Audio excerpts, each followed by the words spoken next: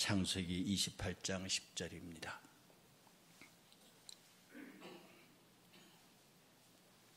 창세기 28장 10절에서 22절까지 함께 봉독하겠습니다. 창세기 28장 10절에서 22절. 야곱이 브엘세바에서 떠나 하란으로 향하여 가더니 한 곳에 이르는 해가 진지라. 거기서 유숙하려고 그곳에 한 돌을 가져다가 베개로 삼고 거기 누워 자더니 꿈에 본즉 사닥다리가 땅 위에 서 있는데 그 꼭대기가 하늘에 닿았고 또 본즉 하나님의 사자들이 그 위에서 오르락 내리락하고 또 본즉 여호와께서 그 위에 서서 이르시되 나는 여호와니 너의 조부 아브라함의 하나님이요 이삭의 하나님이라. 내가 누워있는 땅을 내가 너와 내 자손에게 주리니 내 자손이 땅의 티끌같이 되어 내가 서쪽과 동쪽과 북쪽과 남쪽으로 퍼져나갈지며 땅의 모든 족속이 너와 내 자손으로 말미암아 복을 받으리라. 내가 너와 함께 있어 내가 어디로 가든지 너를 지키며 너를 이끌어 이 땅으로 돌아오게 할지라. 내가 내게 허락한 것을 다 이루기까지 너를 떠나지 아니하리라 하신지라. 야곱이 잠이 깨어 이르되 여호와께서 과연 여기 계시거늘 내가 알지 못하였도다.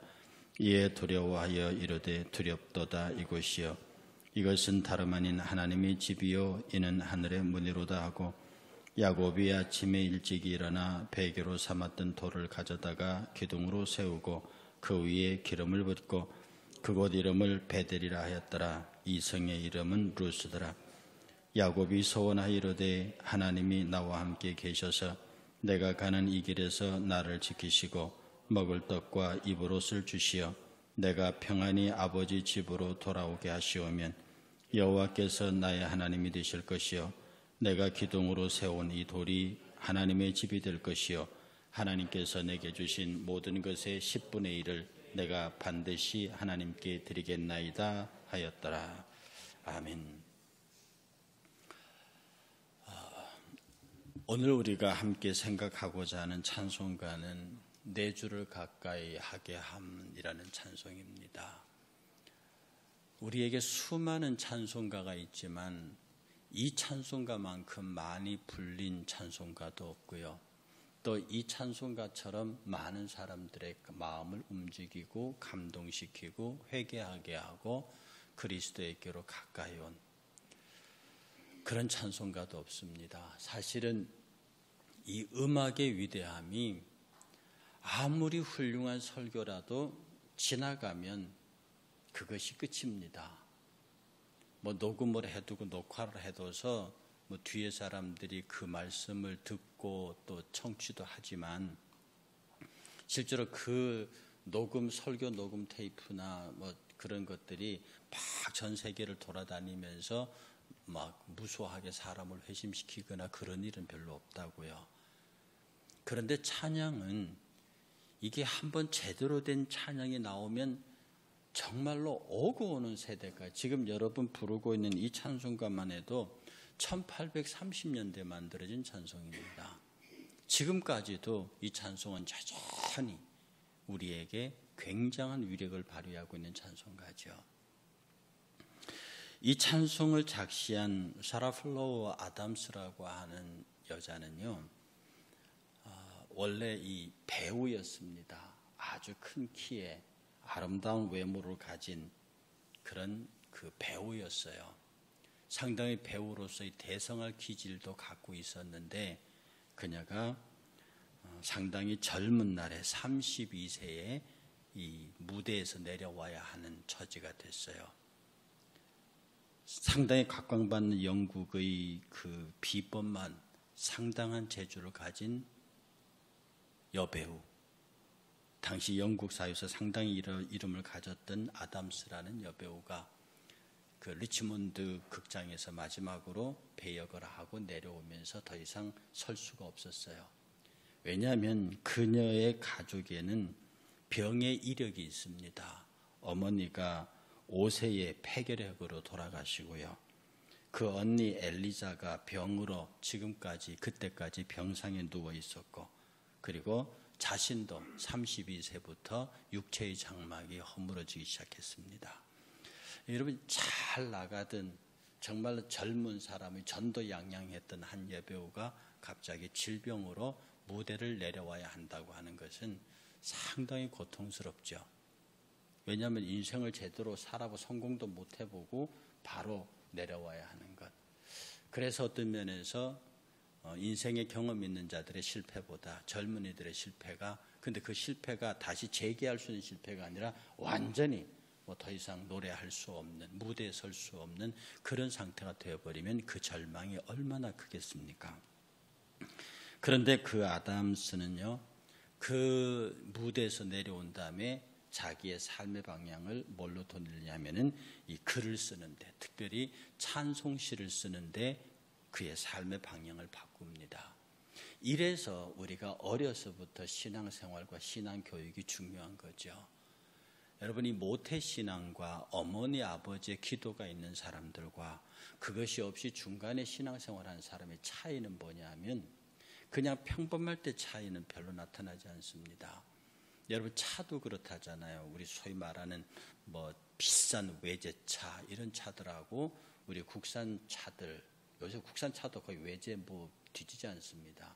그런데 그 차이는 뭐냐면, 위기에 대형 사고가 일어나면 그 차들은, 그래서 누가 그러잖아요, 벤츠 타고 죽은 사람은 없다, 이렇게. 그래서 각 차마다 안전성을 홍보한단 말입니다. 이 신앙은 언제 드러나냐 하면 위기에서 드러납니다. 그래서 어려서부터 모태신앙으로 참 뜨거운 경험도 없고 체험도 없고 밋밋하지만 그들이 교회를 지키고 그들이 끝까지 어떤 면에서 신앙적으로 버틸 수 있는 것은 신앙의 유산 때문에 그렇습니다. 이 아담스는 그런 면에서 잘, 어머니가 비록 일찍 죽고 자기 가족의 병력을 갖고 있지만 그럼에도 불구하고 위기 때마다 하나님에게로 돌아서고 위기 때마다 하나님에게로 가는 이제 그런 신앙적 패턴을 반복했습니다. 그러다가 어느 날 야곱이 돌베개를 베고자 하는 이 베델의 이야기를 읽습니다. 사실 여러분, 성경 말씀이 늘 우리가 읽는 말씀이고 늘 보는 말씀이지만 어느 날 어느 순간 그 말씀이 갑자기 내게 훅 들어오는 경우가 있습니다. 이런 경우 여러분들이 그때 말씀을 긴장하여 말씀과 접목하면요, 여러분이 그 말씀의 깊은 묵상으로 들어갈 수 있습니다. 이 아담스가 천사들이 오락내락 가는 데서 막 형에게 쫓겨가지고 삼촌 라반에게 도망을 가야 하는데, 이거 정말 어디로 어떻게 해야 되는지 모르고 삼촌 집에 가서 무슨 일 할지 모르고 아버지에겐 축복을 받았는데 정말 죽게 생긴 이 상황에서 하나님의 은혜를 구하고 거기서 나의 갈 바를 인도받고 거기서 천사를 만나고 거기서부터 하나님께 약속하기를 내가 편안히 돌아오게 하면, 하나님 그 약속하시고 오늘 읽었던 본문 속에 야곱에게 하신 하나님의 말씀은 아브라함에게 하신 말씀을 그대로 반복한 것, 내용이 똑같습니다. 아브라함에게 하신 말씀 그대로 지금 야곱에게 하셨거든요. 야곱이 정말 이렇게만 해주신다면 내가 지금 여기 세운 이 돌이 하나님의 집이 될 것이요, 하나님께서 내게 모든 것에 주신 10분의 1을 반드시 내가 하나님에게 드리겠습니다. 이것은 야곱의 치열한 약속이었습니다. 이 말은 내 할아버지 아브라함에게, 내 아버지 이삭에게 하신 그 약속을 내게 정말 이루어 주신다고 말씀을 하셨는데, 그렇게 하시면, 내가 정말 그렇게 되면 내가 하나님 앞에 내가 세운 이 기둥의 터가 하나님의 집이 될 것이요, 하나님이 내게 주신 모든 것의 10의 1조를 하나님께 드리겠습니다. 이것은 전적인 헌신과 전적인 충성에 대한 그 족보에 있는 신앙 고백입니다. 그것을 어기지 않겠다는 거죠. 이것을 읽으면서 아담스가 소위 말해 두 번째 회심을 합니다. 이 말씀이 그에게 쾅 부딪히면서 자기가 하나님 앞에서 정말로 하나님의 기둥, 하나님의 전을 세우는 삶을 살지 못하고 자기의 소유의 온전한 하나님 앞에서의 11조 신앙 고백을 제대로 드리지 못한 것에 대한 치열한 반성을 하면서 지어낸 시가 바로 이 찬송가입니다. 그래서 이 4주를 가까이 함이라고 하는 이 찬송가는 야곱이 베델에서 만난 하나님에 대한 그 깊은 감동이 그대로 직선적으로 그에게 역사하면서 그가 하나님 앞에 눈물로 불렀던 시였고, 이것이 작곡을 거쳐서 전 유럽 사회에 어마어마한 파장을 불러일으키면서 이 모든 크리스찬들이, 상당한 크리스찬들이 이 찬송에 울었고 이 찬송으로 말미암아 은혜를 받았던, 여러분이 미국의 대통령 중에 암살당한 대통령이 하나 있었습니다. 그 대통령 이름이 맥켄리 대통령인데요. 그가 암살당하고 장례식 하는 전 미국이 같은 시간에 공장도 서고 차도 서고 다 서서 딱 5분 동안 그를 위한 묵상 묵념 기도를 할 때 울려 퍼진 노래가 뭐냐 하면 내 주를 가까이 하며 이 찬송가였습니다. 왜 그랬냐 하면 이 대통령이 마지막 임종하기 직전에 내 주를 가까이 하게 하면, 그리고 몇 가지가 맨 끝에 하나님의 뜻이 이루어질 것입니다. 그렇게 말하고 운명하셨다는 거죠. 참 미국이란 나라가 지금은 얄밉게 하지만 그 미국의 신앙의 선조들 가운데 초대 대통령부터 상당한 대수의 대통령까지 정말로 하나님을 의지하는 사람들이었습니다. 우리가 봐도 정말 순진하기가 초등학생 같은 그런 대통령들이었습니다. 어느 미국의 대통령은요, 부통령을 하는 조건으로 워싱턴에 있으면서 LA에 주일학교 선생하겠다는 약속을 조건으로 부통령을 수락하고, 만약 이걸 못하게 하면 주일학교 선생을 못하게 하면 부통령을 못하게 했더니 이런 사람들이 나라를 다스렸습니다. 그래서 그는 재임 기간 동안에 꼬박꼬박 LA로 가서 부통령직을 놓고 주일학교 교사직을 했다는 거죠. 이런 사람들이 다스린 나라입니다. 그러니 대통령이 내 주를 가까이 하려 하면이라고 하는 마지막 유언을 하고 맨 끝에 하나님의 뜻이 이루어질 것입니다 라고 돌아가셨다는 그 소문이 전 미국에 퍼지면서 일제히 5분 동안 전 미국 자체가 스톱하고 있을 때 모든 사람들은 큰 소리로 내 주를 가까이 하려 하면 이 찬송가를 불러 그를 보낸 것을 애도했다 하는 거죠. 여러분이 잘 아는 호화 여객선 타이타닉호에서 마지막으로 보트나 이런 데 기사도 정신을 발휘해서 여자들과 아이들을 다 태우고 마지막으로 남아있던 1635명이 지난번에 제가 똑같은 것으로 설교드렸던 그 월리스 주변으로, 하트리 주변으로 다 모여들어서 이 내 주를 가까이 하면이라고 하는 이 찬송가를 목이 메이도록 부르면서 물속으로 빠져들어갔던 것은 참 우리에게 많은 감동을 주는, 영화화돼서 알려지기도 했지만 그 1635명이 일제히 내 주를 가까이 하면이라는 그 하트리의 바이올린 연주를 따라서 물속으로 침몰하는 그것은 그 고난과 그 환난 속에서도 여호와의 이름을 부를 수 있는 성도의 아름다운 모습을 보여주는 겁니다. 아름다운 신앙의 형태는 두 가지 형태로 나타나죠. 지난번에 제가 말씀드렸던 일평생 아무 일이 없어서 마지막 자기 인생 속에서 가장 큰 고통이 나이가 들어서 늙은 남편이 죽은 것이 최고의 고통이었다고 말하는 여인이 찬송시를 쓴 것이 있죠. 사실은 어떤 면에서 그것이 최고의 축복입니다. 그런데 그런 축복을 누리는 사람들은 많지 않아요. 제가 말씀드렸지만 내 차가 5바퀴 굴렀어요. 근데 나는 별로 안 다쳤어요. 집에 뛰어들어와서 와 아버지 내가 오늘 차를 5바퀴나 굴렀는데 내가 찰과상만 입었어요. 너무너무 감사합니다. 그랬더니 아버지가 막 그 아들을 깨안면서 하는 말이, 나는 너무너무 감사하구나. 왜 아버지 7바퀴 굴렀어요? 아니는 1바퀴도 안 굴렀단다. 이것이 정말 큰 은혜인 줄 아는 사람. 5바퀴 굴러서 살아난 게 은혜로운 게 아니라 아예 처음부터 1바퀴도 안 굴른 것이 얼마나 은혜인 줄 아는 사람. 그래서 나온 찬송가가 있는 반면에 친구의 죽음을 보면서 그것에 대한 충격으로 내주는 강한 성녀라고 불렀던 루터의 찬송가나, 오늘 젊은 날의 모든 희망과 꿈을 다 접어야 하면서도 하나님의 찬송시로 방향을 돌려서 모든 사람들의 심금, 자기의 인생의 아픔, 고통, 시련, 눈물 이런 것들을 다 신앙 고백으로 바꿔내서 바로 여기가 벳엘이다. 여기가 하늘의 문이다.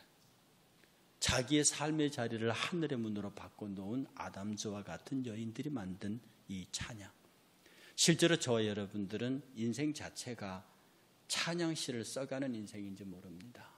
여러분은 지금 여러분에게 연필을 주고 여러분이 지금까지 인도해 오셨던 하나님에 대한 찬양시를 쓰라고 하면 어떻게 쓰시겠습니까? 저는 어제 이 말씀을 준비하면서 그런 생각했습니다.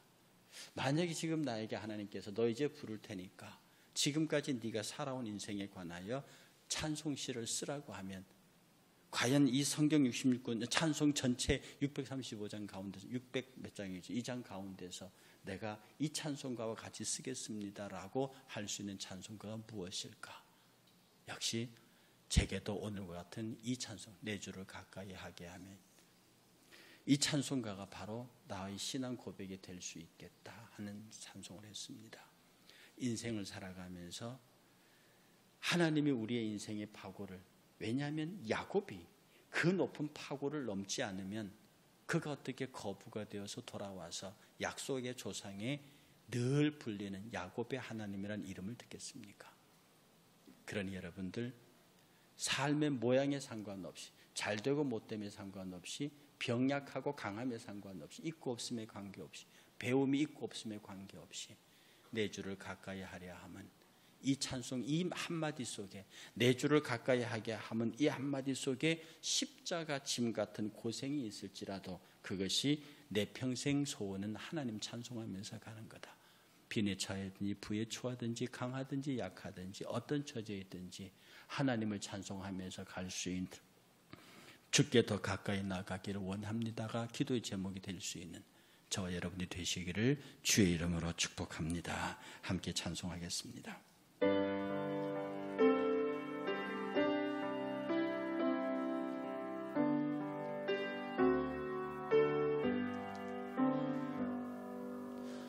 내 주를 가까이 하게 함은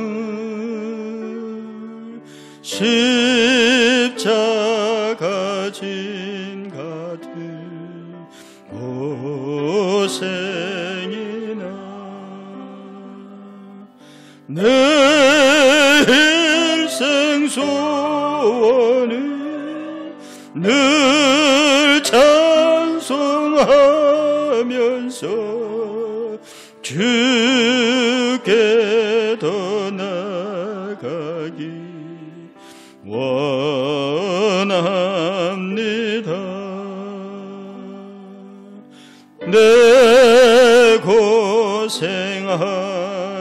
것 옛 야곱이 돌베개 베고자 갔습니다. 꿈에도 소원이 늘 찬송하면서 주께 더 나가기 원합니다.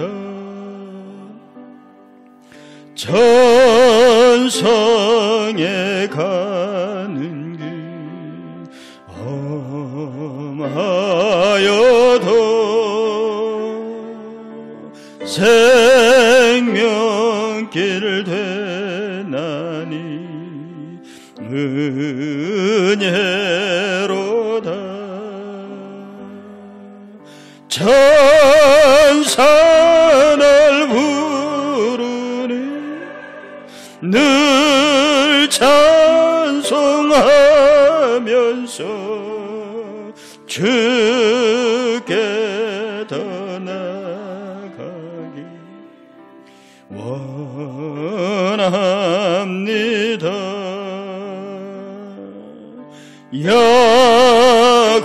야곱이 잠깨어 일어난 후 돌단을 쌓은 것 본받아서 숨질 때 되도록 늘 찬송하면서 주께 더 나아가기 원합니다.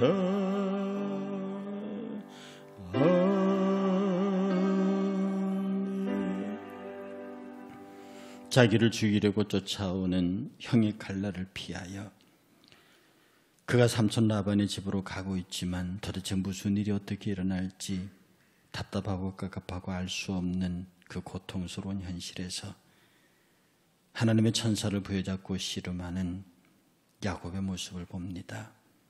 당신이 나를 축복하지 아니하면 내가 놓을 수 없습니다.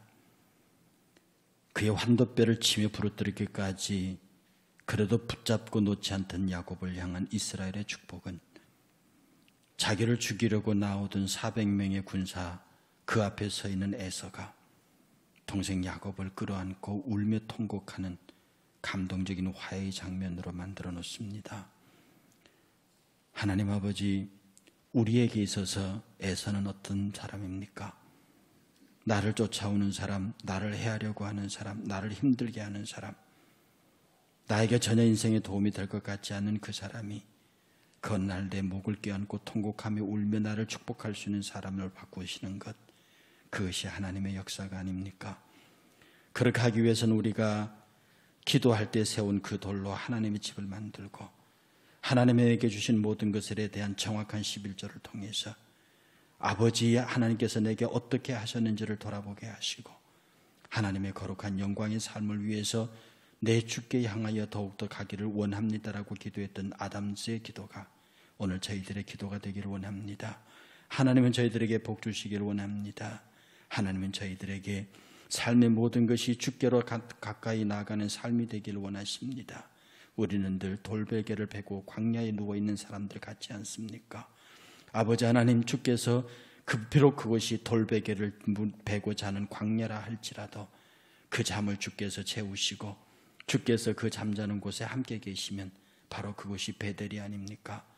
하나님, 우리가 광야 같은 세상을 살면서도 베델의 행복을 느끼게 하시고 우리가 가는 길이 생명길이 되게 하시고 천사가 나와 동행하는 복된 길이 되게 하시길 원합니다.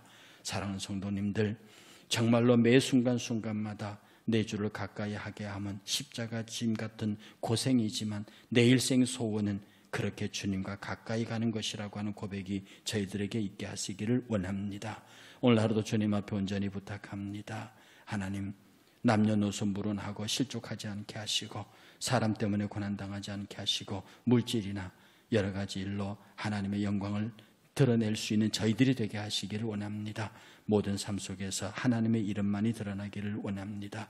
오늘 하루도 내 주를 가까이 하는 삶이 되게 하여 주시옵소서. 주의 은혜와 긍휼이 함께 하시길 원하옵고 예수님의 이름으로 간절히 축복하고 기도하옵나이다.